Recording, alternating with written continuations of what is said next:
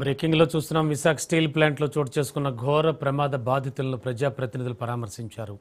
నిన్న జరిగిన ఈ దుర్ఘటనలో 8 మంది మృతి చెందగా 6 తీవ్రంగా గాయపడ్డారు.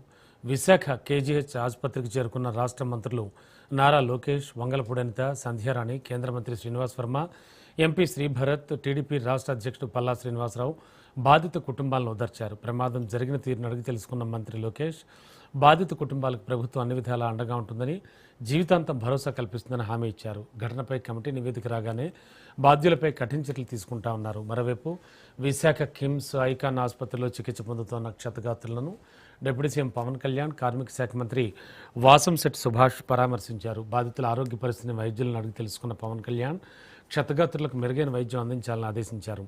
కూటమి ప్రభుత్వం బాధితులకు అన్ని విధాలా అండగా ఉంటుందని పవన్ కళ్యాణ్ భరోసా ఇచ్చారు.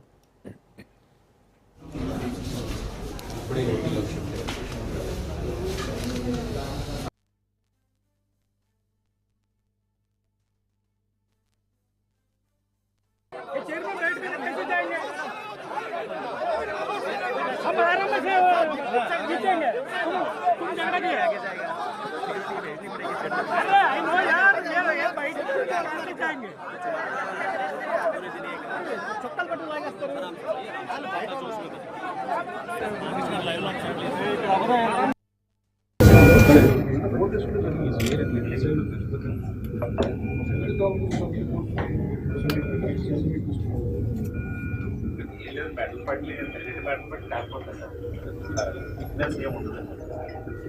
స్పీడ్ 68 35 to 445 మధ్యలో లాస్ట్ అయ్యింది. సడన్ లాస్ట్ అయ్యేటప్పుడు నేను పరిగెట్టేటప్పుడు బ్యాక్ సైడ్ ఇవ్వట్లేదు. ఇటాలియన్స్ ఇటాలీలో బయట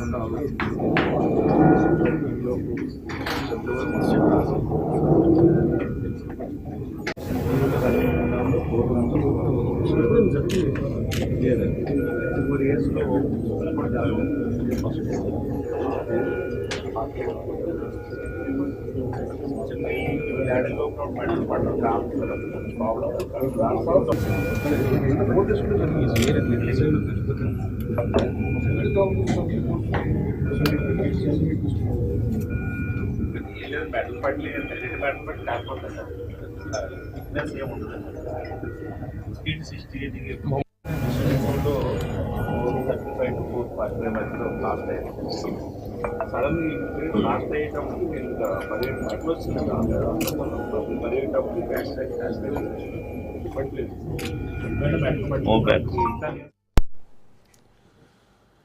ఇక లేటెస్ట్ ఇన్ఫో అందించడానికి మా కరెస్పాండెంట్ కిరణ్ లైవ్లో సిద్ధంగా ఉన్నారు. కిరణ్, ప్రస్తుతానికి మంత్రులు, ఏపీ మంత్రులు అంతా కూడా పరామర్శించారు. వచ్చి ఆల్రెడీ ఎటువంటి భరోసా ఇచ్చారు, అలాగే ఏం చెప్తూ ఉన్నారు బాధిత కుటుంబ సభ్యులు కావచ్చు, అలాగే వారి సన్నిహితులు కావచ్చు?